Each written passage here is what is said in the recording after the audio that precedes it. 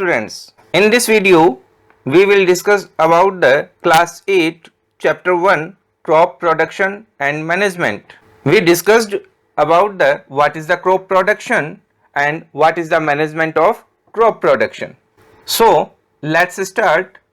Paheli and Bujo went to their uncle's house during the summer vacation. Their uncle is a farmer. One day they saw some tools like khurpi, sickle, shovel, plow, etc. in the field. पहेली और बूझो अपने uncle के घर गए, यानी कि ग्रीष्मावकाश गर्मी की छुट्टियों के अंदर.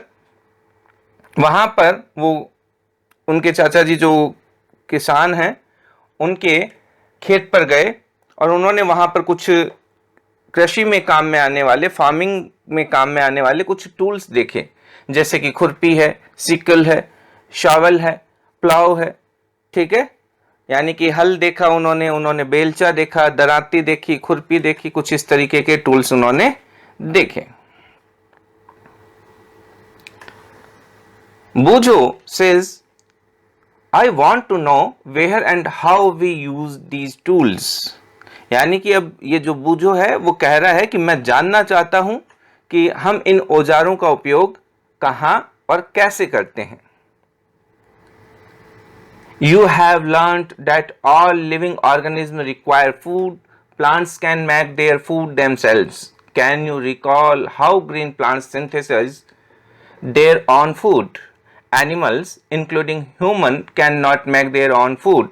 So, where do animals get their food from? देखिए, आप पहले से जानते हैं, आप पहले से पढ़ाई आपने की है कि जो भी लिविंग बीइंग्स हैं उन सभी को फूड की रिक्वायरमेंट होती है, फूड की जरूरत होती है. क्यों होती है? एनर्जी रिक्वायरमेंट है. हम हमारी सारी की सारी जो भी एनर्जी की फुलफिलमेंट है वो हम फूड से ही तो कंप्लीट करते हैं. और क्या हम फूड सिंथेसिस कर सकते हैं?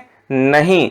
इस अर्थ पर जितने भी ग्रीन प्लांट्स हैं वो फूड सिंथेसिस करते हैं. ठीक है. But first of all, why do we have to eat food?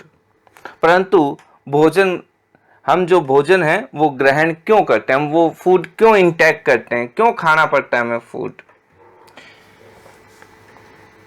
You already know that energy from the food is utilized by organism for carrying out their various body functions such as digestion, respiration and excretion. We get our food from plants or animals or both. You know that कि जो भी living being है वो अपनी energy जो है वो food से ही प्राप्त करते हैं, और वो जो एनर्जी है उनके डाइजेशन के लिए, उनकी रेस्पिरेशन के लिए, उनके एक्सक्रीशन के लिए, या फिर हम कहें जितने भी लाइफ प्रोसेस उनकी बॉडी के अंदर होते हैं उन सब के लिए उन्हें एनर्जी चाहिए. और वो जो एनर्जी की रिक्वायरमेंट है वो फुलफिल जो है उनकी फूड से ही होती है. और ये जो फूड है हम एनिमल्स से और प्लांट्स से दोनों से प्राप्त कर सकते हैं. Since we all need food, how can we provide food to a large number of people in our country? अब बूझो फिर से यहाँ पर जो है एक क्वेश्चन क्रिएट कर रहा है, क्योंकि हमें सभी को, हम जो भी लिविंग बीइंग है उन सभी को फूड की रिक्वायरमेंट होती है, और हम अपने देश के इतने अधिक लोगों को भोजन किस प्रकार से उपलब्ध करवा सकते हैं, कितनी पीपल है. ठीक है, हमारे यहाँ पर काफी लार्ज नंबर है. Food has to be produced on a large scale. अब यहाँ पर पहली इसकी बात का आंसर दे रही है कि भोजन का जो फूड है उसका प्रोडक्शन भी बहुत बड़े लेवल पर करना जरूरी है. In order to provide food for a large population, regular production, proper management and distribution is necessary. बहुत बड़ी जनसंख्या के लिए, बहुत बड़ी पॉपुलेशन के लिए जो भी फूड है उसको हमें रेगुलर प्रोडक्शन जरूरी है, उसका प्रॉपर मैनेजमेंट जरूरी है, और प्रॉपर डिस्ट्रीब्यूशन भी उसका होना जरूरी है. ऐसा नहीं है कि एक जगह तो बहुत सारा जो है प्रोडक्शन है और एक जगह पर जो है डिस्ट्रीब्यूट ही नहीं हो पा रहा है. ठीक है, इस तरीके से हम कहेंगे कि ये जो भी चैप्टर है इसमें हम क्रॉप का प्रोडक्शन और मैनेजमेंट ऑफ द क्रॉप्स या management of the crop production इसके बारे में डिस्कशन करने वाले हैं। एग्रीकल्चर प्रैक्टिसेस यानी कि जो एग्रीकल्चर की जो भी टेक्निक्स हैं वो किस प्रकार की हैं। अब यहाँ पर कुछ एक हिस्ट्री का एक पार्ट दिया गया है। Till 10,000 BCE before Christian era people were nomadic. Nomadic means यानी कि ऐसे लोग जो एक जगह से दूसरी जगह घूमते रहते थे। ठीक है, सामान्यतः हम कह सकते हैं घुमंतु लोग जो एक जगह निवास नहीं करते थे, अपनी रिक्वायरमेंट को फुलफिल करने के लिए वो एक जगह से दूसरी जगह जाते रहते थे। They were wandering in group from place to place in search of food and shelter. They ate raw fruits and vegetables and started hunting animals for food. Later, they could cultivate land and produce rice, wheat and other food crops. Thus was born agriculture. अब देखिए वो लोग क्या है, एक तो group में रहते थे और ग्रुप में ही एक जगह से दूसरी जगह जाते थे। वे कच्चे फल और सब्जियां खाते थे और उन्होंने भोजन के लिए जंतुओं का शिकार भी जो है स्टार्ट कर दिया था। और फिर जो धीरे धीरे वो क्या हो गए, एक जगह रहना स्टार्ट कर दिया और इस तरीके से एग्रीकल्चर या कल्टीवेशन स्टार्ट हुआ। और उन्होंने सबसे पहले जैसे राइस का प्रोडक्शन है, व्हीट का प्रोडक्शन है या अदर जो भी ईटेबल्स हैं, उन जो फूड क्रॉप्स हैं उनको जो है एग्रीकल्चर उनको उगाना शुरू किया और इस तरीके से अपन कह सकते हैं एग्रीकल्चर स्टार्ट हुआ। When plants of the same kind are cultivated at one place on a large scale, it is called a crop. Question है व्हाट इज ए क्रॉप। तो क्रॉप क्या है, जो फसल है किसे कहते हैं। तो जब एक ही वैरायटी के सेम काइंड के प्लांट्स को हम बहुत लार्ज नंबर पर प्रोड्यूस्ड करते हैं, ठीक है, कल्टीवेट करते हैं, उसे ही हम क्रॉप कहते हैं। For example, crop of wheat means that all the plants grown in a field are that of wheat. यहां पर एक एग्जाम्पल दिया है कि गेहूं की फसल यानी कि जो क्रॉप ऑफ व्हीट का मीन मतलब यह है कि खेत में उगाए जाने वाले सभी पौधे गेहूं के ही होंगे। या फिर अगर राइस क्रॉप की बात कर रहे हैं या फिर बार्ले क्रॉप की बात कर रहे हैं, जो भी यहां पर हम कहना चाहें। You already know that crops are of different types like cereals, vegetables and fruits. These can be classified on the basis of the season in which they grow. जैसा कि आप जानते हैं जो भी क्रॉप्स होती है वो अलग अलग तरह की होती है। वो अनाज हो सकती है, ठीक है, वो वेजिटेबल्स हो सकती है, वो फ्रूट्स हो सकती है। जिस मौसम में ये पौधे उगाए जाते हैं उसके आधार पर भी हम इनका क्लासिफिकेशन करते हैं। These can be classified on the basis of season in which they grow. India is a vast country. The climatic conditions like temperature, humidity and rainfall vary from one region to another. देखिए भारत जो है, India जो है बहुत जो है बड़ा देश है, बहुत वास्ट कंट्री है, ठीक है, area wise.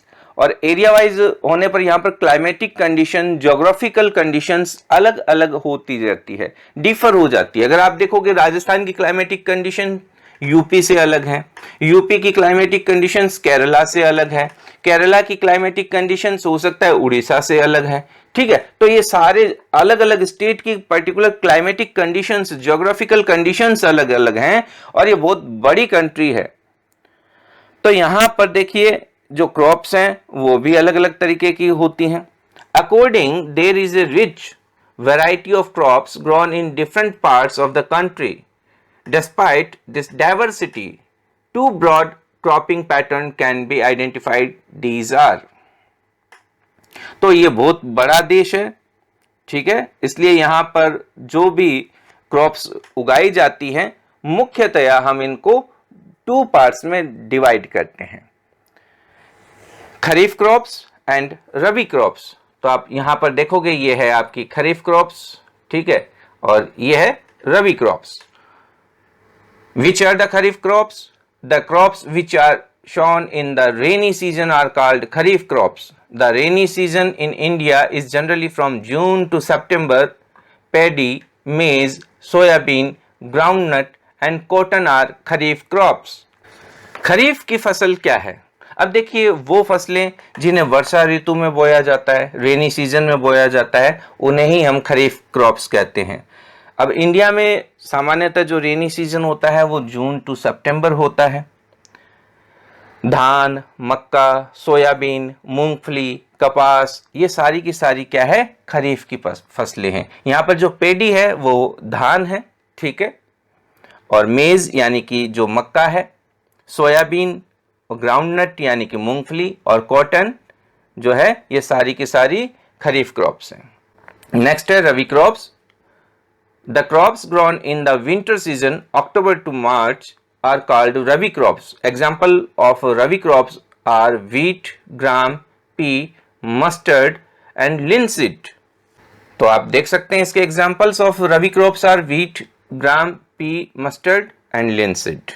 Besides these, pulses and vegetables are grown during summer at many places.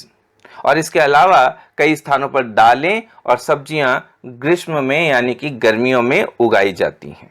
Next topic, basic practices of crop production. Why paddy cannot be grown in the winter season? धान को शीत ऋतु में क्यों नहीं उगाया जा सकता? Paddy requires a lot of water, therefore it is grown only in the rainy season. अब देखिए, जो पैडी है यानी कि जो राइस की जो क्रॉप है, ठीक है, यहाँ पर पैडी की क्रॉप मीन्स राइस की क्रॉप। तो जो राइस की क्रॉप है उसको काफी ज्यादा पानी की जरूरत होती है, इसलिए उसको रेनी सीजन में उगाया जाता है। Cultivation of crop involves several activities undertaken by farmers over a period of time. You may find that these activities are similar to those carried out by a gardener or even by you when you grow ornamental plants in your house. These activities of tax are referred to as agricultural practices which are listed below. फसल उगाने के लिए देखिए, किसानों को, farmers को कुछ activities करनी होती हैं। वो जो टाइम पीरियड है जिस समय हम फसलों को उगा रहे हैं, उसमें उन्हें जो भी एक्टिविटीज करनी होती है, यहाँ पर कुछ एक्टिविटीज के बारे में बताया जा रहा है। उन एक्टिविटीज को ही हम जो है एग्रीकल्चरल प्रैक्टिसेस कहते हैं। अब देखिए, अगर हम घरों में अगर हम गार्डनिंग करते हैं, कुछ ऑर्नामेंटल प्लांट्स को ग्रो करवाते हैं, तो भी हम इन सारी की सारी टेक्निक्स को जो है वहां पर करते हैं, या फिर हमने कभी गार्डनर को ऐसा करते हुए देखा होगा। तो first one is preparation of soil, sowing, adding manure and fertilizers, irrigation, protecting from weeds, harvesting and storage. अब देखिए, प्रिपरेशन ऑफ सॉइल मीन्स कि मिट्टी को तैयार करना, सोविंग मीन्स सीड को सो करना, एडिंग मैन्योर एंड फर्टिलाइजर्स यानी कि मैन्योर और फर्टिलाइजर को ऐड करना, इरिगेशन यानी कि सिंचाई, प्रोटेक्टिंग फ्रॉम वीड्स, तो जो वीड्स हैं, वीड्स यानी कि unwanted plants in the field, और हार्वेस्टिंग, हार्वेस्टिंग मीन्स जो प्रोडक्शन हमें प्राप्त हो गया है उसको अच्छे से प्रॉपर वे में उसकी कटाई करना, और स्टोरेज मीन्स स्टोरेज करना। तो अब हम इनको थोड़ा ब्रॉड में पढ़ते हैं। First one is preparation of soil. The preparation of soil is the first step before growing a crop. One of the most important task in agriculture is to turn the soil and loosen it. अब देखिए, फसल उगाने में, जो भी crop production में सबसे पहला जो स्टेप है वो है मिट्टी को तैयार करना। इसमें सबसे पहले सॉइल को सॉफ्ट किया जाता है यानी कि लूज किया जाता है। This allows the roots to penetrate deep into the soil. The loose soil allows the root to breathe easily even when they go deep into the soil. Why does the loosening of soil allow the roots to breathe easily? अब देखिए, यहाँ पर जो soil है उसको loose करने का एक प्रोसेस किया जाता है, मिट्टी को पोला बनाया जाता है ताकि जो रूट्स हैं वो इजीली पेनिट्रेट कर सके, अच्छे से नीचे की तरफ धंस सके, ठीक है। और अगर वो बहुत ज़्यादा, अगर जो सॉइल है टाइट रहेगी, एकदम कॉम्पैक्टली पैक अगर रहती है, तो आप देखोगे वो ब्रीदिंग नहीं कर पाती है। ठीक है, तो उस ब्रीदिंग प्रोसेस को इजीली करने के लिए हम उसे सॉफ्ट करते हैं, उसे लूज करते हैं। अब अगर देखिए यहां पर जो लिखा हुआ एक क्वेश्चन है कि पोली मिट्टी जो है वो किस प्रकार से पौधों की जड़ों को सरलता से ब्रीदिंग करने में हेल्प करती है, किस तरीके से उसको अलाउ करती है। The loosened soil help in the growth of earthworms and microbes present in the soil. These organisms are friend of the farmer since they further turn and loosen the soil and add humus to it. But why the soil needs to be turned and loosened? अब देखिए यहाँ पर जो भी मिट्टी के अंदर जो अर्थवर्म्स होते हैं, कुछ माइक्रो ऑर्गेनिज्म होते हैं, उनकी ग्रोथ के लिए वो जरूरी है, वो हेल्प करती है लूज सॉइल। और जैसा कि हम ऑलरेडी जानते हैं कि जो अर्थवर्म्स हैं उनको हम फार्मर्स फ्रेंड भी कहते हैं। क्यों कहते हैं? क्योंकि वो उस पूरी मिट्टी को क्या है, पूरा अप एंड डाउन कर देते हैं और ह्यूमस को प्रोड्यूस करने में हेल्प करते हैं। अब यहां पर मिट्टी को पलटना क्यों जरूरी है, ठीक है, या मिट्टी को पोला करना, सॉफ्ट करना, लूज करना क्यों जरूरी है? You have learnt in the previous classes that soil contains minerals, water, air and some living organisms. In addition, dead plants and animals get decomposed by soil organism in this way. Various nutrients in the dead organism are released back into the soil. These nutrients are again absorbed by plants. देखिए previous classes में हम पढ़ चुके हैं कि जो भी हमारी सॉइल है वो मिनरल्स का, वाटर का, एयर का जो है एक रिसोर्सेज है, ठीक है, और उसमें कुछ ना कुछ लिविंग ऑर्गेनिज्म भी रहते हैं, डेड एंड डिकेइंग मटेरियल भी उसमें होते हैं, ठीक है। तो यहाँ पर ये न्यूट्रिशन से फुलफिल हो जाती हैं। इस कारण से ये सारे के सारे जो भी न्यूट्रिएंट्स हैं वो प्लांट्स के द्वारा एब्जॉर्ब किए जाते हैं।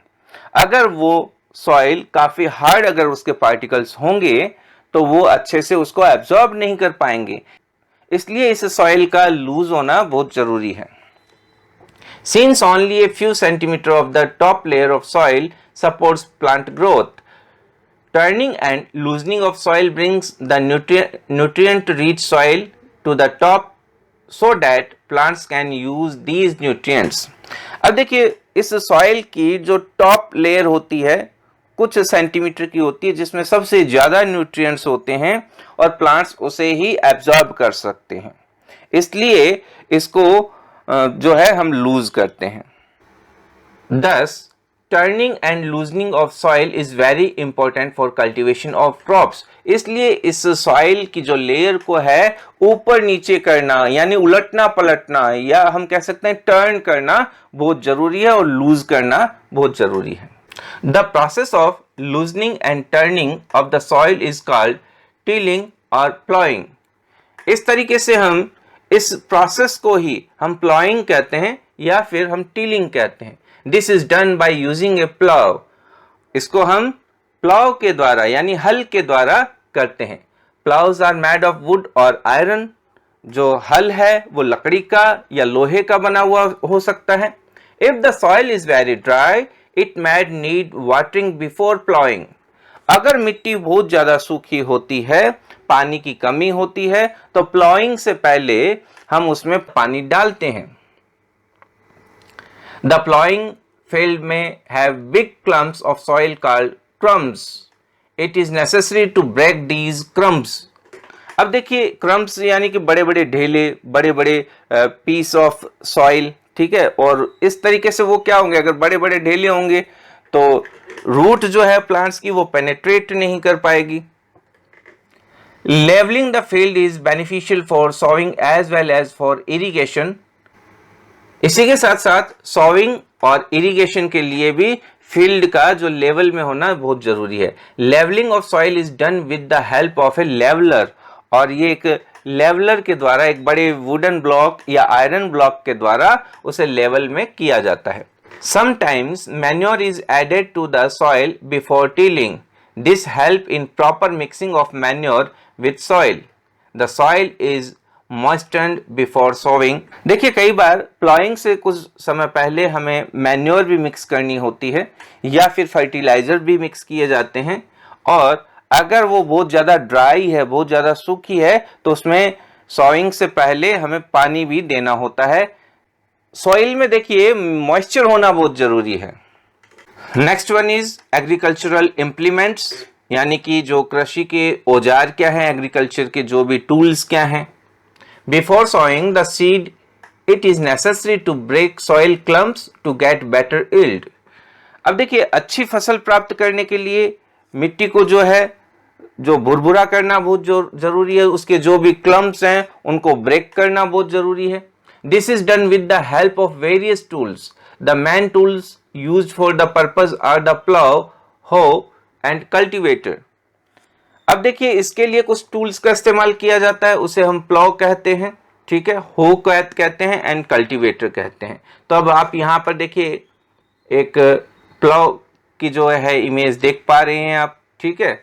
ये एक बीम है और इससे जो है आप ये प्लाउ की जो शाफ्ट लगी हुई है आप यहाँ पर देखिए, और ये जो इसका लोअर एंड है वो आप देखिए प्लाउ है, ठीक है।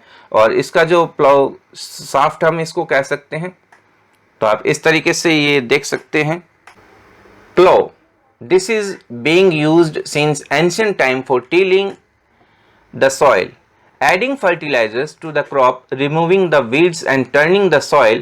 This is made of wood and is drawn by a pair of bulls or other animals like as horse and camels।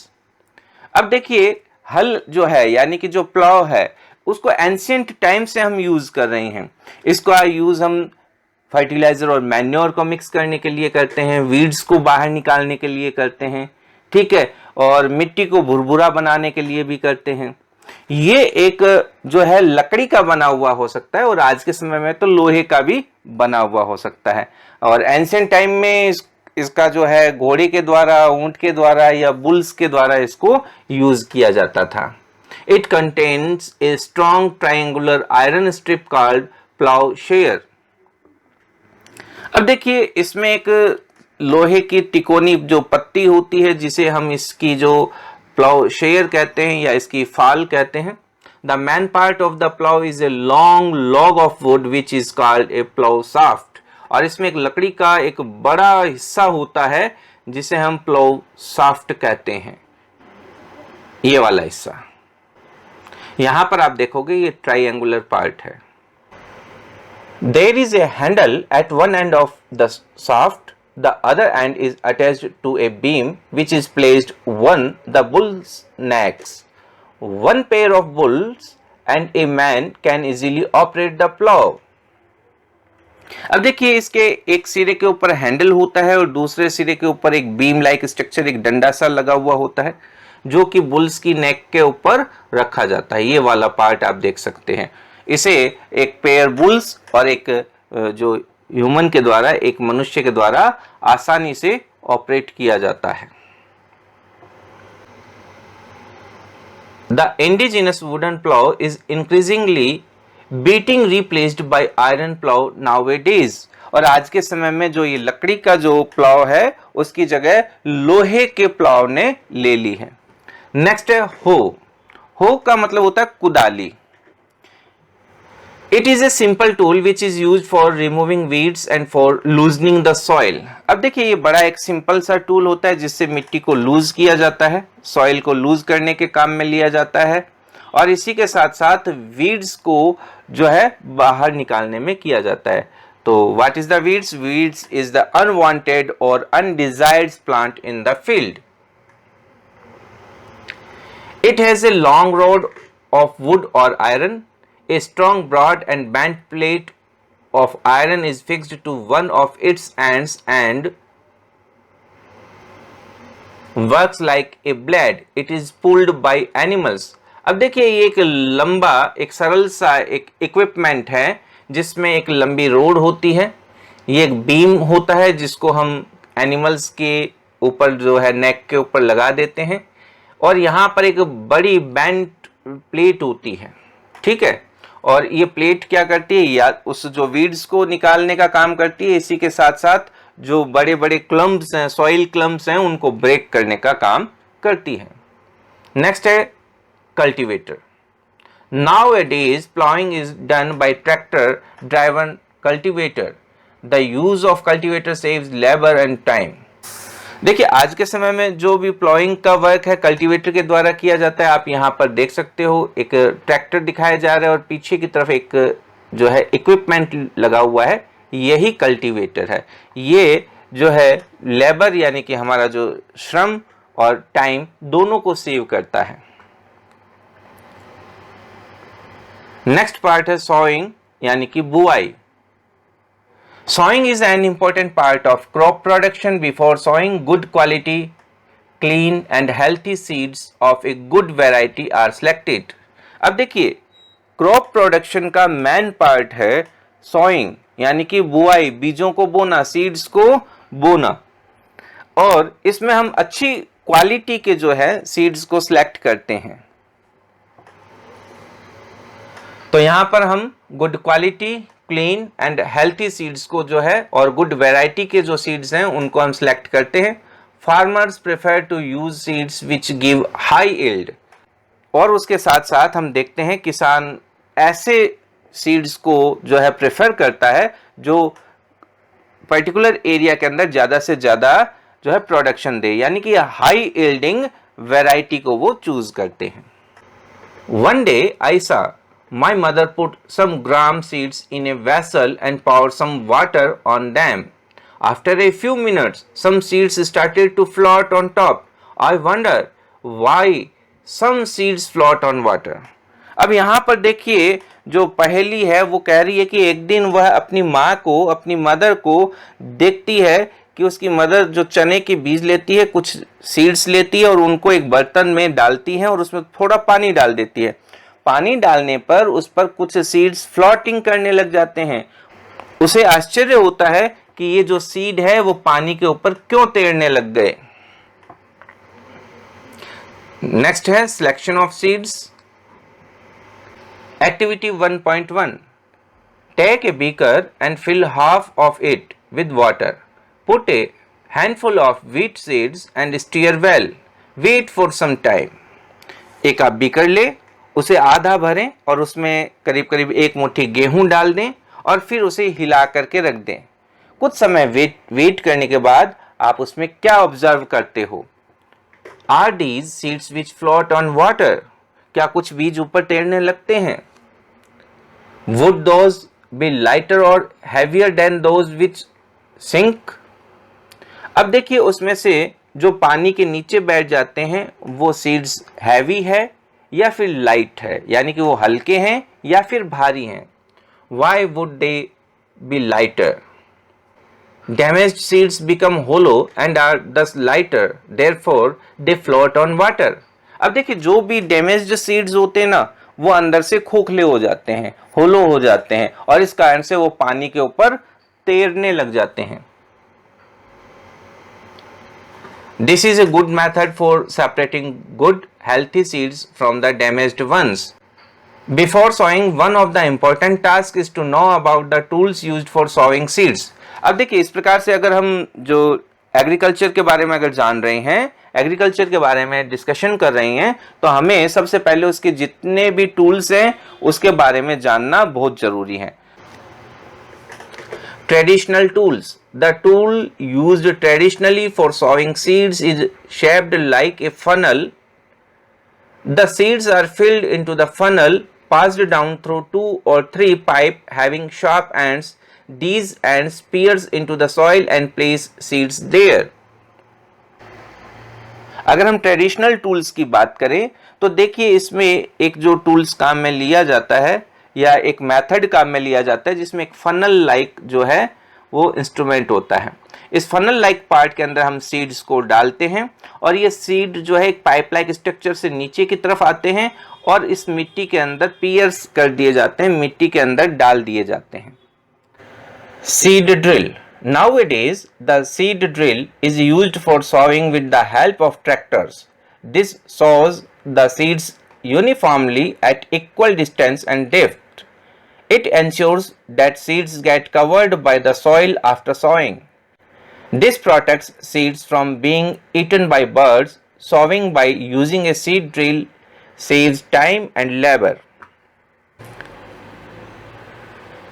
देखिए सीड ड्रिल में क्या है, आजकल ट्रैक्टर के द्वारा इसका इस्तेमाल किया जाता है। इसमें जो भी सीड्स हैं उनको इक्वल डिस्टेंस के ऊपर और इक्वल डेप्थ के ऊपर जो है उनको बोया जाता है, और यहाँ पर ये भी जो इंश्योर किया जाता है कि हाँ उन बीजों को मिट्टी के द्वारा ढक दिया गया है। इसी के साथ साथ जो बर्ड्स के द्वारा जो भी डैमेज है वो भी खत्म हो जाता है। और जो भी अगर हम सीड ड्रिल के द्वारा जो भी अगर हम सॉइंग प्रोसेस करते हैं तो देखिए एक तो लेबर भी जो है सेव होती है और इसी के साथ साथ टाइम भी बच जाता है। There is a nursery near my school. I found that little plants were kept in small bags. Why are they kept in like this? अब देखिए यहाँ पर वो जो एक क्वेश्चन कर रहा है वो कह रहा है कि मेरी स्कूल के पास जो है एक नर्सरी है, उसमें मैंने देखा कि छोटे छोटे जो बैग लाइक स्ट्रक्चर में प्लांट्स को रखा जाता है, और वो इस तरीके से क्यों रखा जा रहा है। Seeds of a few plants such as paddy are first grown in a nursery. When they grow into seedlings, they are transplanted to the field manually. Some forest plant and flowering plants are also grown in the nursery. अब इसका जो answer है वो पहली दे रही है, वो कह रही है कि जिस जो राइस है यानी पैडी यानी कि धान, तो राइस की जो क्रॉप्स है या और भी जो इस तरीके के कुछ फ्लावरिंग प्लांट्स हैं उनको पहले इस तरीके से नर्सरी में उगाया जाता है और उसके बाद में उनको फील्ड के अंदर बोया जाता है, फील्ड के अंदर लगा दिया जाता है। कई बार तो हमें बड़े लेवल पर जब फॉरेस्ट को ग्रो करवाना हो तो भी हम इस तरीके से नर्सरी में प्लांट को तैयार करते हैं और उसके बाद में उनको वहां पर जो है प्लांटेशन कर दिया जाता है। तो इन जनरली फ्लावरिंग प्लांट्स के अंदर ऐसा किया जाता है। Appropriate distance between the seeds is necessary to avoid overcrowding of plants. अब यहाँ पर देखिए जब हम उनको सॉइंग करते हैं तो उनके बीच में इक्वल डिस्टेंस रखा जाता है ताकि ओवरक्राउडिंग ना हो जाए और उनके बीच में आपस में ही बहुत ज़्यादा कंपटीशन ना हो जाए। This allows plants to get sufficient sunlight, nutrients and water from the soil. At time a few plants may have to be removed to prevent overcrowding. और इस तरीके से ओवरक्राउडिंग को रोका जाता है, उनको इक्वल डिस्टेंस पर बोया जाता है। अब देखिए अगर ओवरक्राउडिंग होगी तो क्या होगा, ओवरक्राउडिंग होने पर उनमें आपस में कंपटीशन होगा, सनलाइट के लिए होगा, न्यूट्रिएंट्स के लिए होगा, वाटर के लिए होगा, और बहुत ज़्यादा अगर कंपटीशन हो गया तो उनको प्रॉपर नरिशमेंट नहीं मिल पाएगी और इस तरीके से हमारी जो फूड क्रॉप्स की जो वैरायटी है वो अच्छी हमें प्रॉपर प्राप्त नहीं हो पाएगी। नेक्स्ट है एडिंग मैन्योर एंड फर्टिलाइजर्स, यानी कि मैन्योर और फर्टिलाइजर को ऐड करना। The substances which are added to the soil in the form of nutrients for the healthy growth of plants are called manure and fertiliser. अब वे पदार्थ जो soil के न्यूट्रिएंट्स लेवल को जो है बनाए रखने के लिए मिक्स किए जाते हैं उन्हें ही हम मैन्योर और फर्टिलाइजर कहते हैं। What is the difference between manure and fertiliser, तो आगे हम इसका डिस्कशन जरूर करेंगे। अब देखिए यहां पर बूजो कुछ कह रहा है। What is the Boojho says? Boojho says that I saw a healthy crop growing in a farm, in the neighbouring farm the plants were weak. Why do some plants grow better than others? अब वो जो कह रहा है कि भाई मैंने एक खेत में देखा कि एक हेल्दी जो क्रॉप्स है, वहीं उसके पास वाले जो फील्ड में मैंने देखा कि वहां पर काफी वीक प्लांट है। तो उसने जब कंपेयर किया तो वो ये जानना चाह रहा है कि एक की तुलना में दूसरे खेत में ज्यादा अच्छी फसल क्यों हुई। ठीक है, कुछ पौधे अच्छे ढंग से ग्रो करते हैं और कुछ पौधे वीक रह जाते हैं, ऐसा क्यों? Soil supplies mineral nutrients to the crop plants. These nutrients are essential for the growth of plants. In certain areas, farmers grow crop after crop in the same field. The field is never left uncultivated or fallow. Imagine what happens to the nutrients. अब देखिए जो भी soil है वही तो crops को जो है मिनरल्स जो है देती है, और ये जो भी न्यूट्रिएंट्स हैं वो किसी भी प्लांट की ग्रोथ के लिए बहुत ज़रूरी होते हैं। आपने देखा होगा कि जो कुछ एरियाज में जो फार्मर्स होते हैं वो एक के बाद एक जो है फसलों को उगाता है, और वो खेतों को कभी खाली नहीं छोड़ते हैं। और जब वो खाली नहीं छोड़ते हैं तो आप सोचिए उन न्यूट्रिएंट्स का क्या होगा। अब देखिए प्लांट्स क्या करेंगे, रेगुलर न्यूट्रिशन को लेते जा रहे हैं, तो क्या पर्टिकुलर जगह पर कुछ न्यूट्रिएंट्स की कमी नहीं हो जाएगी क्या? Continuous cultivation of crops makes the soil poor in nutrients, therefore farmers have to add manure to the field of replenish the soil with nutrients. This process is called manuring. Improper or insufficient manuring result in weak plants. देखिए लगातार अगर हम crops का production soil से लेते रहते हैं तो देखिए सॉइल के अंदर न्यूट्रिएंट्स की और मिनरल्स की कमी होती रहती है। उन न्यूट्रिएंट्स और मिनरल्स की कमी को दूर करने के लिए उसमें मैन्योर ऐड की जाती है या फिर फर्टिलाइजर ऐड की जाती है। ठीक है, इस तरीके से इस प्रोसेस को हम मैन्योरिंग कहते हैं। और अगर मैन्योर की कमी रह जाए तो देखिए प्लांट्स हैं वो वीक रह जाते हैं। Manure is an organic substance obtained from the decomposition of plant or animal waste. तो देखिए जो मैन्योर है वो एक ऑर्गेनिक सब्सटेंस है, यानी कि बायोलॉजिकल। ठीक है, ऑर्गेनिक मीन्स बायोलॉजिकल, तो वो या तो प्लांट वेस्ट हो सकता है या एनिमल वेस्ट हो सकता है। Farmers dump plant and animal waste in pits at open place and allowed it to decompose. अब देखिए एक बड़ा गड्ढा किया जाता है, बड़ा पिट किया जाता है, जिसमें जो फार्मर है उसमें प्लांट और एनिमल वेस्ट को डंप कर देते हैं और उसको कुछ समय के लिए छोड़ दिया जाता है। The decomposition is caused by some micro organism, और इस तरीके से वो डिकम्पोज होते हैं। सम माइक्रो ऑर्गेनिज्म की हेल्प के द्वारा वो डिकम्पोज होंगे। The decomposed matter is used as organic manure, और इस तरीके से वो जो डिकम्पोजिशन जो मटेरियल हमें प्राप्त होगा उसे ही हम मैन्योर कहते हैं या ऑर्गेनिक मैन्योर कहते हैं। You have already learned about vermi composting in class 6th, और इस तरीके से आपने देखिए पिछली कक्षाओं में वर्मी कंपोस्टिंग के बारे में पढ़ा है। एक्टिविटी 1.2, टेक मूंग और gram seeds and germinate them. Select 3 equal sized seedling, take 3 empty glasses or similar vessels. Mark them A, B and C. 2 glass A and little amount of soil mixed with a little cow dung manure. In glass B, put the same amount of soil mixed with a little urea. Take the same amount of soil in glass C without adding anything. Now pour the same amount of water in each glass and plant the seedling in them. Keep them in a safe place and water them daily. After 7 to 10 days, observe their growth. देखिए इस activity के अंदर हमें मूंग या फिर ग्राम seeds यानी कि चने के बीज लेने हैं और उन्हें जर्मिनेट करना है, और उनमें से सेम साइज के या इक्वल साइज के 3 सीडलिंग्स को यानी कि 3 नए उगे हुए उन छोटे छोटे प्लांट्स को 3 को लेना है। और अब हम 3 अलग अलग ग्लासेस लेंगे और उन अलग अलग ग्लासेस में हम उनको जो है लगा देंगे। ए ग्लास है उसमें हम सिर्फ मैन्योर ऐड करेंगे, बी ग्लास के अंदर हम फर्टिलाइजर ऐड करेंगे और सी ग्लास के अंदर हम कुछ भी ऐड नहीं करेंगे, और उसके बाद में हम उनके अंदर पानी देंगे और उसके बाद में हम इसका जो है उसको ऑब्जर्व करेंगे कि इनकी ग्रोथ रेट किस तरीके से होती है।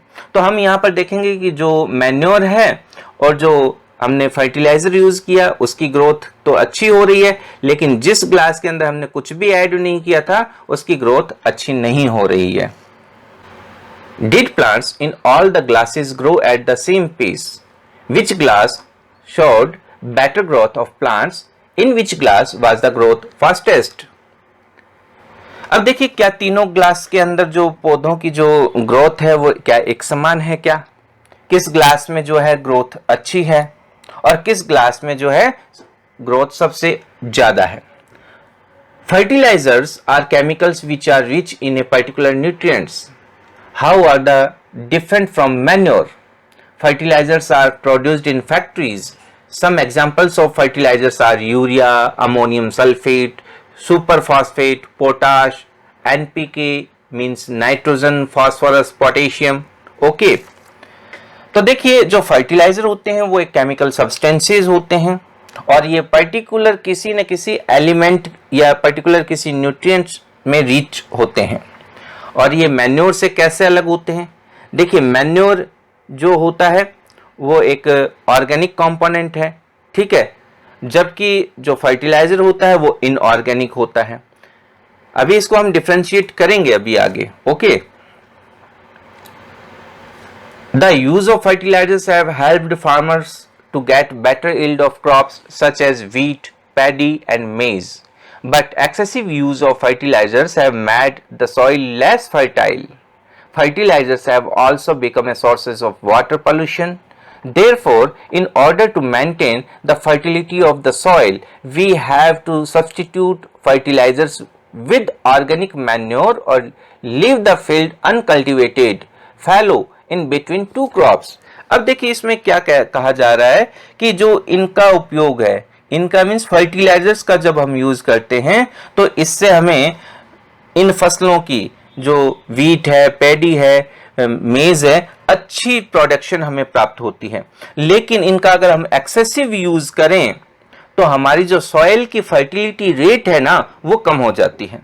और अगर सॉइल की फर्टिलिटी रेट कम हो जाएगी तो देखिए इन द फर्दर आगे जब भी हम प्रोडक्शन प्राप्त करेंगे तो लो यील्डिंग एरिया प्रोडक्शन प्राप्त होगा।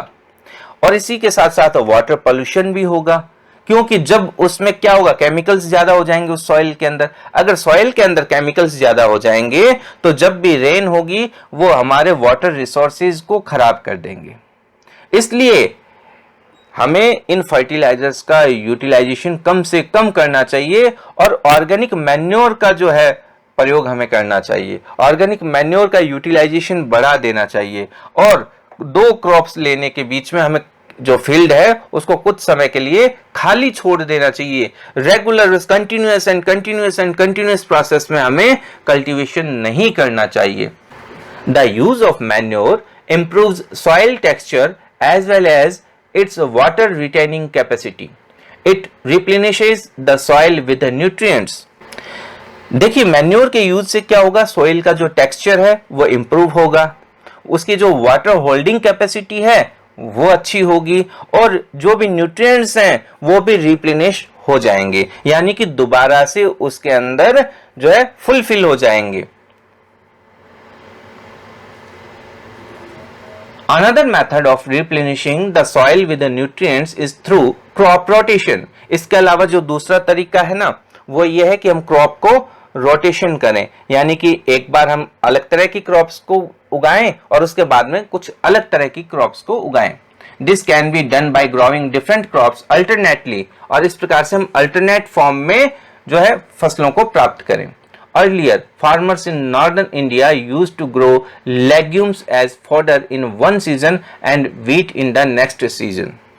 अब देखिए अगर हम हमारे नॉर्दर्न इंडिया की बात करें तो यहाँ पर जो फार्मर्स हैं एक सीजन के अंदर क्या है, लेग्यूम्स को उगाते हैं, यानी कि फलीदार चारा उगाते हैं, जैसे कि चना है, ठीक है, चना है, मटर है, इस तरीके की लेग्यूमिनस प्लांट्स को ग्रो करते हैं और उसके बाद में गेहूं को उगाते हैं।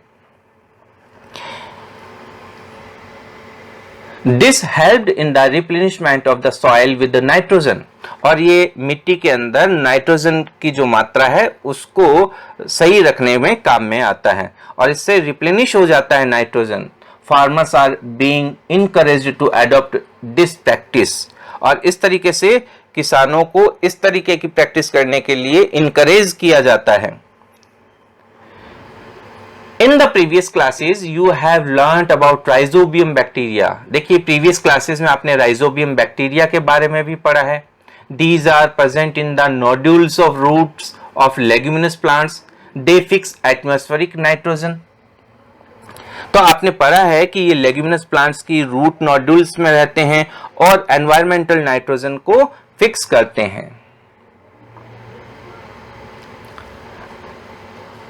अब देखिए हम पढ़ते हैं difference between fertilizer and manure. तो fertilizer is a man made inorganic salt. तो देखिए ये जो है इनऑर्गेनिक मटेरियल है, इनऑर्गेनिक सब्सटेंस है। Manure is a natural substance obtained by the decomposition of cattle dung and plant residues. तो जो मैन्योर है वो नेचुरल सब्सटेंसेज है, ऑर्गेनिक सब्सटेंसेज हैं, एनिमल और प्लांट के रेसिड्यू के डिकम्पोजिशन से प्राप्त होते हैं। Fertilizer is prepared in factories, और जो फर्टिलाइजर है वो फैक्ट्रीज में प्राप्त होते हैं, फैक्ट्रीज में बनाए जाते हैं। Manure can be prepared in the fields, और जो मैन्योर है, खाद है, वो खेतों के अंदर बनाई जाती है।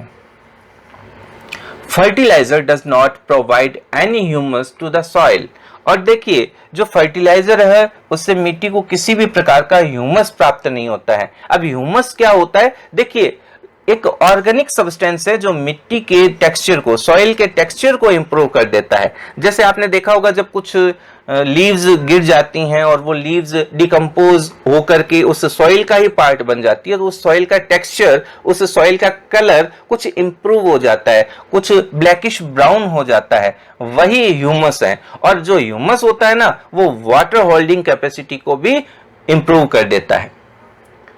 Manure provides a lot of humus to the soil, और जो मैन्योर होता है वो काफी मात्रा में ह्यूमस को बढ़ाता है। Fertilisers are very rich in plant nutrients like nitrogen, phosphorus and potassium, और जो फर्टिलाइजर्स होते हैं वो नाइट्रोजन, फास्फोरस और पोटेशियम जो है उनमें काफी ज्यादा होती है। और अगर हम बात करें मैन्योर की, manure is relatively less rich in plants nutrients, और सामान्यतया जो मैन्योर है उसमें ये थोड़े से कम होते हैं। Table 1.1 gives the difference between a fertilizer and manure. Advantages of manure.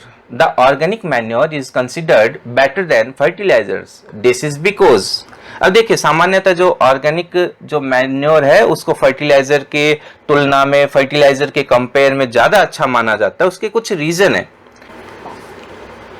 It enhance the water holding capacity of the soil, यानी कि ये जो ऑर्गेनिक मैन्योर है ये मिट्टी की वाटर होल्डिंग कैपेसिटी को इंक्रीज करता है।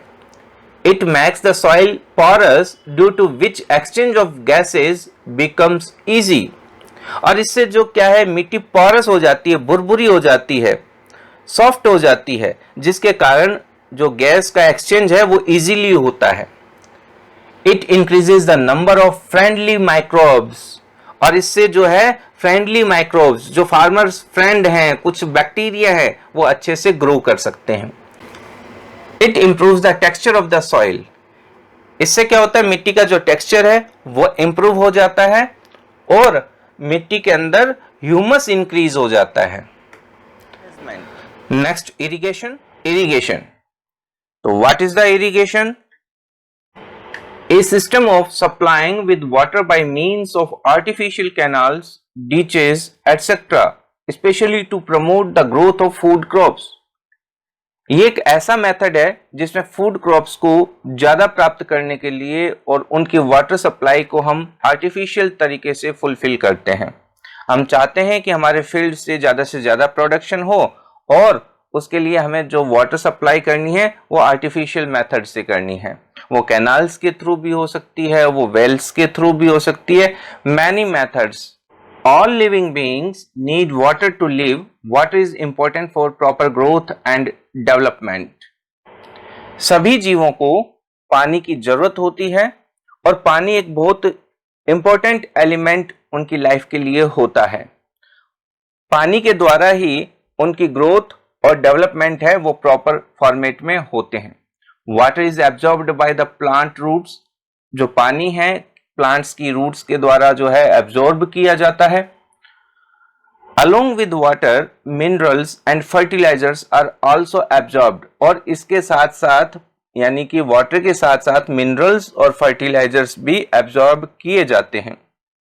प्लांट्स कंटेन नियरली 90% वाटर, यानी कि प्लांट्स का अप्रोक्सीमेटली 90% पार्ट है वो पानी होता है। Water is essential because germination of seeds does not take place under dry conditions. पानी इतना जरूरी क्यों होता है? क्योंकि पानी के बगैर किसी भी सीड के अंदर जर्मिनेशन नहीं हो सकता है। ठीक है, जब तक वो ड्राई कंडीशन में है उनमें जर्मिनेशन नहीं होगा।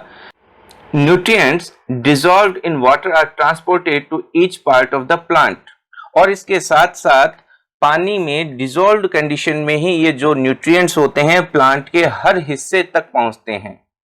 Water also protects the crop from both Frost and hot air currents. इसके साथ साथ जो फ्रॉस्ट कंडीशन है और हॉट एयर करंट्स हैं उनसे भी जो है पानी बचाता है। What is the frost? The weather condition when the temperature falls below 0 degrees Celsius and a thin layer of ice forms on the ground and other surfaces, especially at night.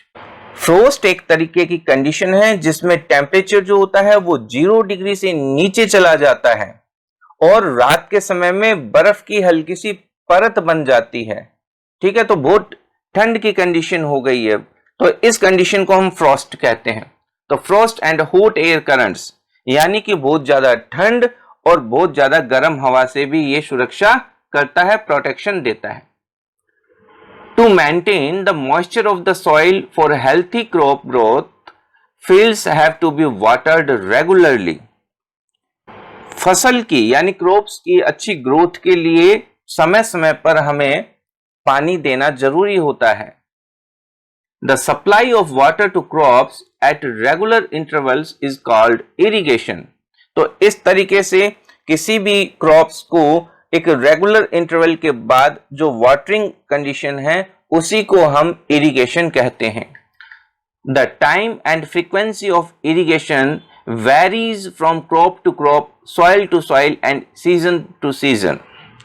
हम कह सकते हैं कि इसकी जो फ्रीक्वेंसी होती है, irrigation की जो फ्रीक्वेंसी है वो फसल फसल के लिए यानी अलग अलग क्रॉप्स के लिए, अलग अलग सॉइल के लिए और अलग अलग मौसम में, अलग अलग सीजन में सब वेरीज होती हैं, समान नहीं होती हैं, सब में अलग अलग होती हैं। In summer the frequency of watering is higher. गर्मियों के मौसम में इसकी फ्रीक्वेंसी ज्यादा होती है, हमें ज्यादा बार पानी देना होता है। Why is it so? ऐसा क्यों होता है? Could it be due to the increased rate of evaporation of water from the soil and the leaves? क्योंकि गर्मियों के मौसम में जो मिट्टी से, पत्तियों से या हम कह सकते हैं प्लांट से इवेपोरेशन रेट ज्यादा होती है। ठीक है, जो वाटर है वो इवेपोरेट ज्यादा होता है, इसलिए हमें इरिगेशन का जो फ्रीक्वेंसी है उसको भी बढ़ाना होता है। Bujo is saying something here. I am very careful this year about watering the plants.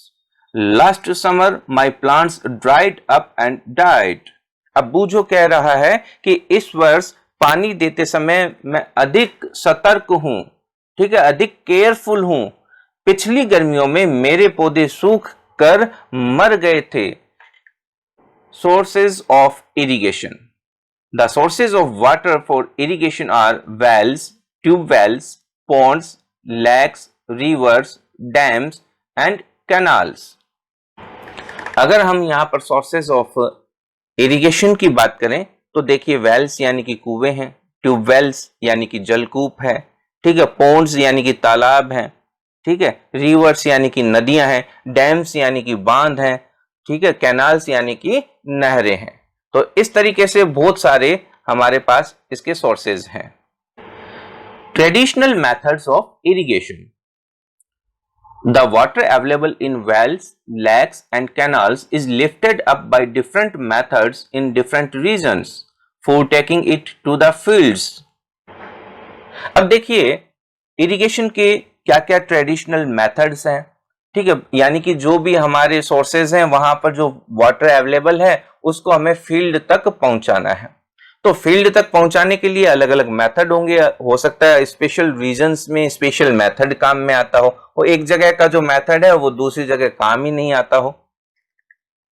Cattle और human labour is used in these methods, so these methods are cheaper but less efficient. The various traditional ways are mot, pulley system, chain pump, dhekli and rahat. Rahat means lever system. तो यहाँ पर कुछ system दिए गए हैं जिनकी कुछ इमेजेस भी साइड में दी गई हैं, हम सब पर डिस्कशन करते हैं। अब देखिए आप यहाँ पर देख पा रहे हो ये सिस्टम है मोट। ये देखिए एक लेदर का बैग लाइक एक स्ट्रक्चर होता है और इससे जो वेल है उससे पानी को बाहर निकाला जाता है और एक अपने फील्ड के अंदर जो डिचेस बनाई हुई होती हैं, फील्ड के अंदर कुछ पानी की सप्लाई चेन बनाई हुई होती है, उसके द्वारा हम भेजते हैं। यहां पर आप देख पा रहे हो चेन पंप दिखाया गया है, ठीक है। यहां पर आप देखोगे ढेकली का सिस्टम जो है वो बताया जा रहा है। एक वुडन ब्लॉक के एक साइड में बड़ा सा जो पीस है, स्टोन का पीस बांध दिया जाता है और इसको जब नीचे किया जाता है तो वेल से एक बकेट के अंदर पानी आ जाता है, ठीक है। और इसको जब अप कर दिया जाता है तो ये जो बकेट है वो इस वेल के अंदर चली जाती है। नेक्स्ट अब आप यहां पर देख पा रहे हो रहट, ठीक है। ये एक रहट एक व्हील लाइक स्ट्रक्चर है जिस पर कुछ बकेट्स बंधी हुई होती हैं और इसको, ठीक है, किसी एनिमल के द्वारा जो है घुमाया जाता है। Pumps are commonly used for lifting water, diesel, biogas, electricity and solar energy is used to run these pumps. अब देखिए पानी को जो है ऊपर चढ़ाने के लिए या पानी को खींचने के लिए आजकल अलग अलग तरह के पंप का भी इस्तेमाल किया जाता है। वो पंप डीजल से चलने वाले हो सकते हैं, बायोगैस से चलने वाले हो सकते हैं, इलेक्ट्रिसिटी से हो सकते हैं या फिर सोलर एनर्जी से भी वो चलते हैं। नेक्स्ट है मॉडर्न मेथड्स ऑफ इरिगेशन, यानी कि सिंचाई की आधुनिक विधियां क्या है, मॉडर्न मेथड्स क्या है।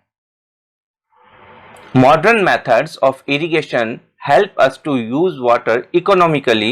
The main methods used are as follows. First है sprinkler system and second है drip system. तो देखिए सिंचाई की जो आधुनिक विधियां हैं उसके अंदर हम क्या करते हैं, पानी का मितव्ययता के साथ यानी इकोनॉमिकली हम उसका यूज करते हैं, ठीक है, और पानी को अच्छे से यूटिलाइज किया जाता है और उस पर खर्च भी कम से कम आता है। First sprinkler system. This system is more useful on the uneven land where sufficient water is not available. यानी कि ये जो सिस्टम है ऐसी लैंड के लिए, ऐसी जमीन के लिए काम में आता है जो समान नहीं है, ठीक है, असमतल है, अनइवन लैंड है और वहां पर पानी भी प्रॉपर नहीं है या पानी कम है। The perpendicular pipes having rotating nozzle on top are jointed to the main pipeline at regular intervals. अब देखिए आप इसमें देखिए ये यहाँ पर एक वेल है, एक यहाँ पर पंप लगाया हुआ है यानी मोटर है।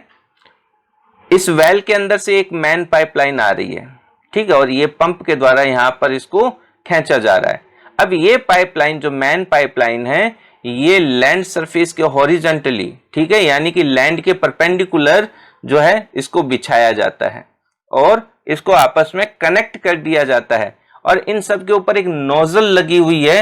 ये नोजल जो है रोटेट कर सकती है, घूम सकती है। और ये जो पाइपलाइंस है आप देखिए ये रेगुलर इंटरवल पर आपस में कनेक्ट है, ठीक है। When water is allowed to flow through the main pipeline under pressure with the help of pump, और एक पंप की सहायता से यहाँ पर एक बहुत प्रेशर के साथ पानी को इसमें भेजा जाता है, इस मेन पाइपलाइन में भेजा जाता है और इस मेन पाइपलाइन के थ्रू ये सभी हॉरिजॉन्टल पाइपलाइंस में या परपेंडिकुलर पाइपलाइंस में पहुंच जाता है।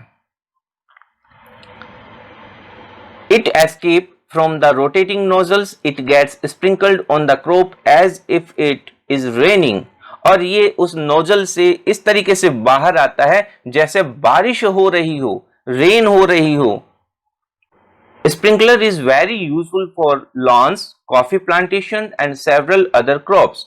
इस तरीके का जो इरिगेशन सिस्टम है यानी कि स्प्रिंकलर सिस्टम है वो किसी भी गार्डन के लिए, किसी भी लॉन के लिए, किसी भी फील्ड के लिए अच्छा होता है। यहाँ पर कॉफी प्लांटेशन के बारे में भी दिया गया है और लॉन्स का भी एग्जाम्पल दिया गया है। और तो और हम हमारे घरों में, हम हमारे स्कूल्स में, आसपास पार्क में इस तरीके का स्प्रिंकलर सिस्टम देखते हैं। Next, drip system. In this system the water falls drop by drop directly near the roots, so it is called drip system. It is the best technique for watering fruit plants, garden and trees. Water is not wasted at all. It is a boom in regular where availability of water is poor.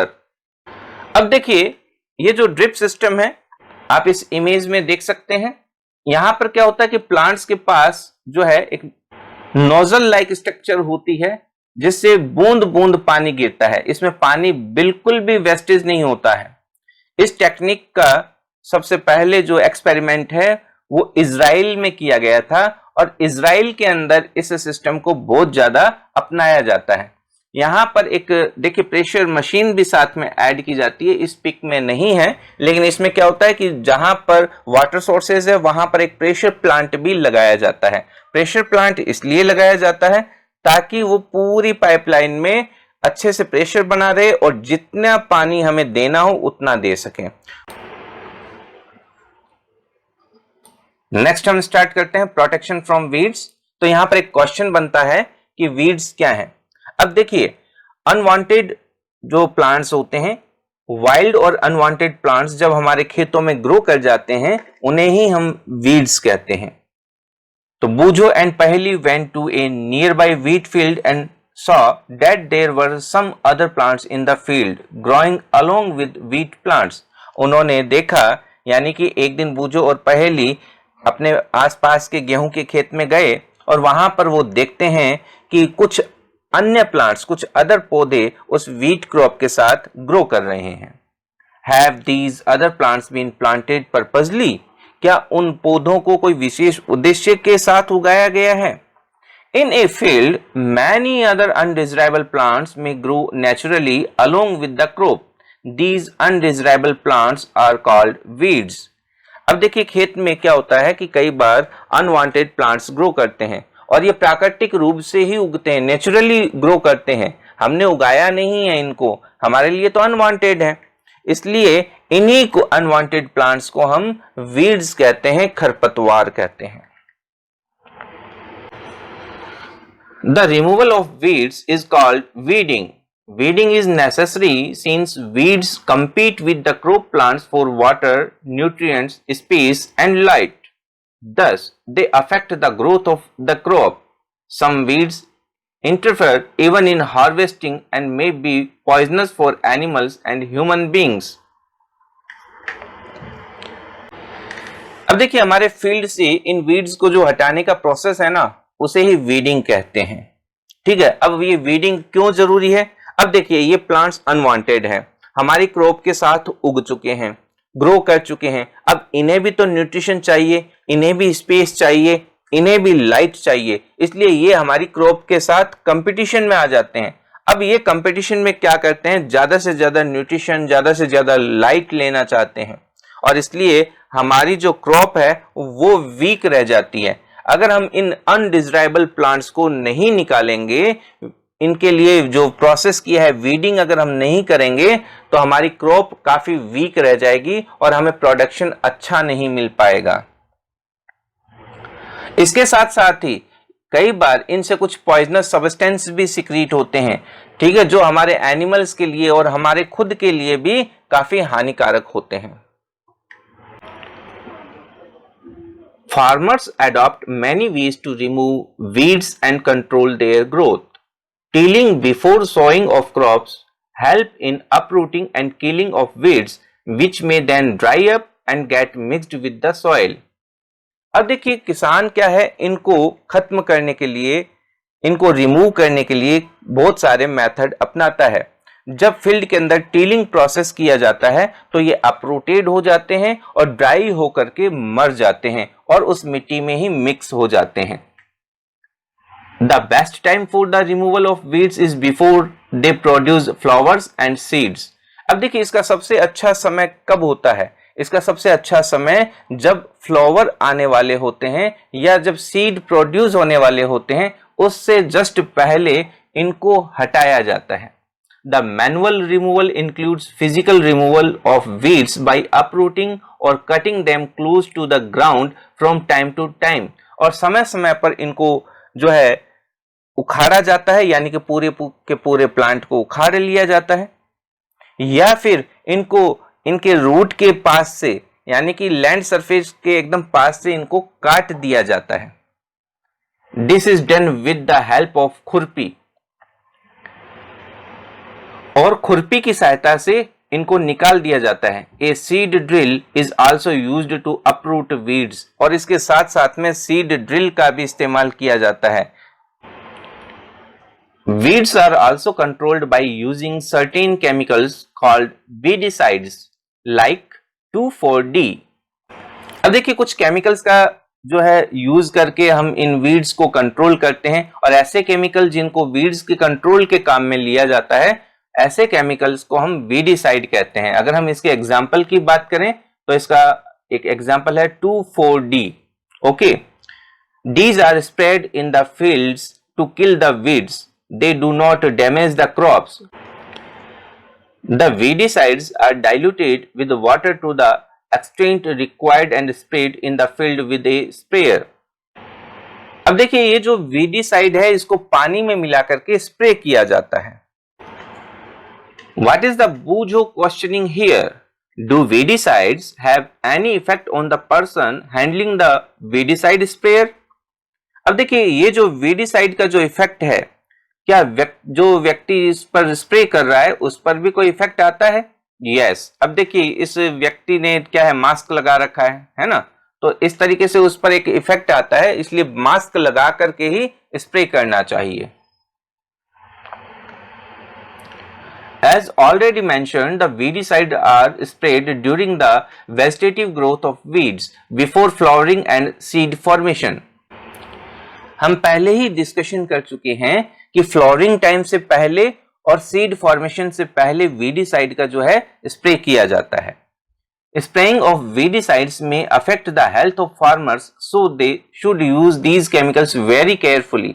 अब देखिए ये किसानों के स्वास्थ्य को affected कर सकते हैं, इसलिए इनका जो भी प्रयोग करें, जो भी इस्तेमाल करें, वो ध्यान से करना चाहिए। They should cover their nose and mouth with a piece of cloth during spraying of these chemicals. और जब हम स्प्रे कर रहे हों उस समय हमारे नाक और मुंह को कपड़े से ढक लेना चाहिए, यानी कि मास्क पहन लेना चाहिए। नेक्स्ट है harvesting. Harvesting of a crop is an important task. The cutting of crop after it is mature is called harvesting. In harvesting, crops are pulled out or cut close to the ground. It usually takes 3 to 4 months for cereal crop to mature. अब देखिए किसी भी फसल के पकने पर उसकी जो कटाई है यानी हार्वेस्टिंग एक बहुत ही इंपॉर्टेंट टास्क होता है। ठीक है, इसमें हम क्या करते हैं, या तो किसी भी प्लांट को हम उखाड़ लेते हैं डायरेक्ट, ठीक है, या तो पुल्ड आउट कर लेते हैं, या फिर हम उसको ग्राउंड सरफेस के पास से कटिंग कर लेते हैं। सामान्यतः किसी भी जो अनाज की फसल को यानी सीरियल क्रॉप्स को 3 से 4 महीने मैच्योर होने में लगते हैं।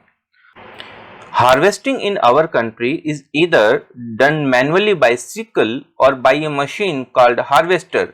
In the harvested crop, the grain seeds need to be separated from the chaff. This process is called threshing. This is carried out with the help of a machine called combine, which in fact a harvester as well as a thresher. देखिए हमारे देश में क्या होता है कि sickle के use के द्वारा जो है हार्वेस्टिंग प्रोसेस किया जाता है। अब आप यहाँ पर देखिए सिकल को देख पा रहे हो, ठीक है, और इसके बाद में क्या होता है कि हार्वेस्टर के द्वारा भी जो है हार्वेस्टिंग प्रोसेस किया जाता है।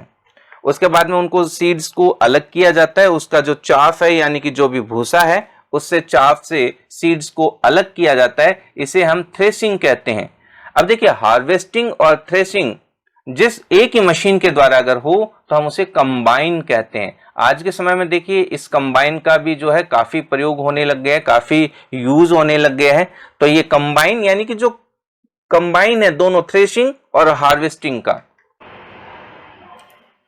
After harvesting sometimes stubs are left in the field which are burnt by farmers. Paheli is worried. She knows that it causes pollution, it may also catch fire and damage the crops lying in the field. अब देखिए stubs जो है the pieces of stems, यानी कि जब फसल कटाई के बाद जो बचा हुआ जो कचरा है, जो बचे हुए डंठल वगैरह हैं, उनको हम स्टब्स कहते हैं। अब पहली यहाँ पर चिंतित हो रही है कि जो कटाई के बाद, जो हार्वेस्टिंग के बाद जो स्टब्स होते हैं उनको फार्मर्स कई बार जला देते हैं, और जलाने से क्या होता है, एनवायरमेंटल पोल्यूशन होता है। ठीक है, और अगर जलाते हैं तो कई बार क्या होता है कि जो खेत में पड़ी फसल है उसको भी नुकसान होता है। Farmers with small holding of land do the separation of grain and chaff by winnowing. You have already studied this in class 6th. अब देखिए कई बार जो जिनके पास छोटे खेत होते हैं या कम जमीन वाले जो किसान होते हैं वो फटक कर अपने अनाज को भूसे से अलग कर लेते हैं। ठीक है, इस विनोइंग प्रोसेस के बारे में आपने क्लास 6th में पहले से ही पढ़ा हुआ है। Harvest festivals, after 3 or 4 months of hard work, there comes the day of the harvest. The sight of golden fields of standing crop laden with grain fills the hearts of farmers with joy and a sense of well-being. The efforts of the past season have borne fruit and it is time to relax and enjoy a little. The period of harvest is thus of great joy and happiness in all parts of India. Men and women celebrate it with great enthusiasm. Special festivals associated with the harvest season are Pongal, Baisakhi, Holi, Diwali, Navanya and Bihu.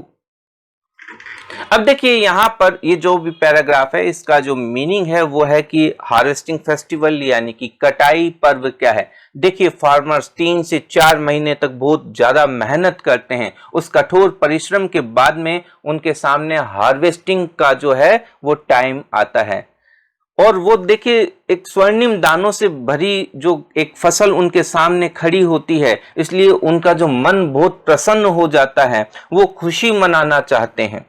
अब उनका जो 3-4 महीने की मेहनत के बाद उनके सामने आराम का समय आता है और उसे वो भरपूर एंजॉय करना चाहते हैं। इसलिए हमारे पूरे इंडिया के अंदर अलग अलग जगह पर अलग अलग नाम से ये फेस्टिवल मनाए जाते हैं।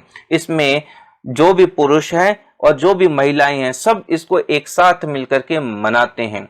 जैसे कि हम कह सकते हैं पोंगल है, वैसाखी है, होली है, दिवाली है, नवान्या और बिहू है। ठीक है, तो इस तरीके से हम इनको हार्वेस्टिंग फेस्टिवल कहते हैं। नेक्स्ट हम डिस्कशन करते हैं storage. Storage of produce is an important task. If the harvested grains are to be kept for longer time, they should be safe from moisture, insects, rats and microorganisms. Harvested grains have more moisture. If freshly harvested grains are stored without drying, they may get spoiled or attacked by organisms, making them unfit for use or for germination. Hence, before storing them, the grains are properly dried in the sun to reduce the moisture in them. This prevents the attack by insects, pests, bacteria and fungi. अब देखिए after harvesting हमारे सामने एक बहुत important task होता है कि जो भी हमारे ग्रेन्स हैं उनका स्टोरेज करना। अगर हम उनका प्रॉपर स्टोरेज नहीं करेंगे तो जो भी हमारे आसपास जो भी माइक्रो ऑर्गेनिज्म है, जो भी पेस्ट है, पेस्ट यानी कि जो भी रेट्स वगैरह हैं, ठीक है, ये सारे के सारे उनको खराब कर देंगे। इसके अलावा जो नए जो कटी हुई जो हमारी क्रॉप्स हैं, जो ग्रेन्स हैं, उनमें मॉइस्चर है और मॉइस्चर के कारण देखिए वो खराब भी हो जाएंगे। तो इसलिए इनका प्रॉपर मैनेजमेंट यहाँ पर जरूरी है कि उनको हम प्रॉपर वे के अंदर स्टोर कर सकें ताकि कोई भी माइक्रो ऑर्गेनिज्म का उन पर अटैक न हो पाए। I saw my mother putting some dried neem leaves in a iron drum containing wheat. I wonder why. यहाँ पर देखिए जो पहेली है वो ये कह रही है कि उसकी जो माताजी है वो घर में जो अनाज रखने का जो लोहे का ड्रम है उसमें सूखी हुई नीम की पत्तियां रख रही हैं। ठीक है, ऐसा देखकर उसको आश्चर्य हो रहा है। Farmers store grains in jute bags or metallic bins. However, large scale storage of grains is done in silos and granaries to protect them from pests like rats and insects. अब आप देखिए यहाँ पर आप जूट बैग देख सकते हो और यहाँ पर आप साइलोज देख पा रहे हो। ये एफसीआई के जो गोडाउन्स हैं वहां पर साइलो बने हुए हैं। FCI food corporation of India. Dried neem leaves are used for storing food grains at home. For storing large quantities of grains in big godowns, specific chemical treatments are required to protect them from pests and microorganisms. अब देखिए घरों के अंदर जो हम storage करते हैं उसमें सूखी नीम की पत्तियां काम में आ जाती है, लेकिन बड़े बड़े गोडाउन्स के अंदर जब हम इसको स्टोरेज करते हैं तो कुछ स्पेसिफिक केमिकल्स हमें काम में लेने होते हैं। नेक्स्ट है फूड फ्रॉम एनिमल्स।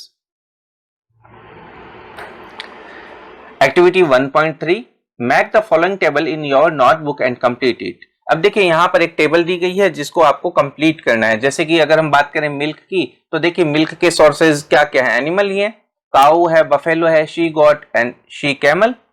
अब अगर हम बात करें योगर्ट की, बात करें चीज की, एग्स की, घी की, हनी की, तो आप इस टेबल को फुलफिल कर सकते हैं।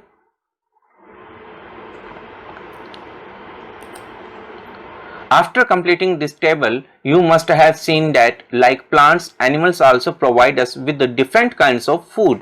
अब देखिए इस टेबल को कंप्लीट करने के बाद आप देखोगे कि हमें जिस प्रकार से प्लांट्स से फूड प्राप्त होता है ठीक उसी प्रकार हमें एनिमल्स से भी फूड मिलता है। Many people living in the coastal areas consume fish as a major part of their diet. अब ऐसे लोग जो कोस्टल एरिया में रहते हैं, ठीक है, समुद्री किनारे पर रहते हैं, उनके भोजन का जो हिस्सा है मछलियां भी होती हैं। In the previous classes you have learnt about the food that we obtain from plants. We have just seen that the process of crop production involves a number of steps like selection of seeds, sowing, etc. Similarly, animals reared at home or in farms have to be provided with proper food, shelter and care. When this is done on a large scale, it is called animal husbandry. अब देखिए जिस प्रकार से अगर हम देखें कि हम प्लांट्स का प्रोडक्शन करते हैं, क्रॉप्स का प्रोडक्शन करते हैं, तो बहुत सारे प्रोसेस हमारे सामने होते हैं, जैसे कि लैंड को प्रिपेयर करना, ठीक है, टीलिंग है, हार्वेस्टिंग है, सॉइंग ऑफ सीड्स है।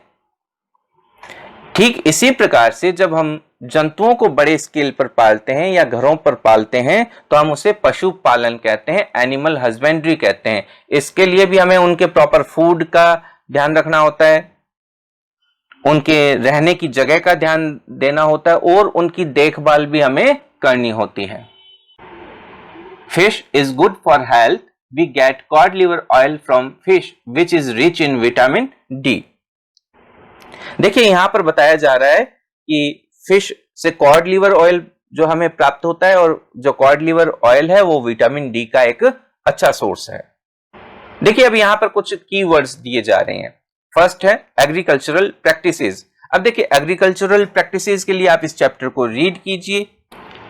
नेक्स्ट है एनिमल हस्बेंड्री, फिर crop, fertilizer, granaries, harvesting, irrigation, kharif, manure, plough, rabi crops, seeds, silo, sowing, storage, threshing, weeds, weedicide और विनोइंग।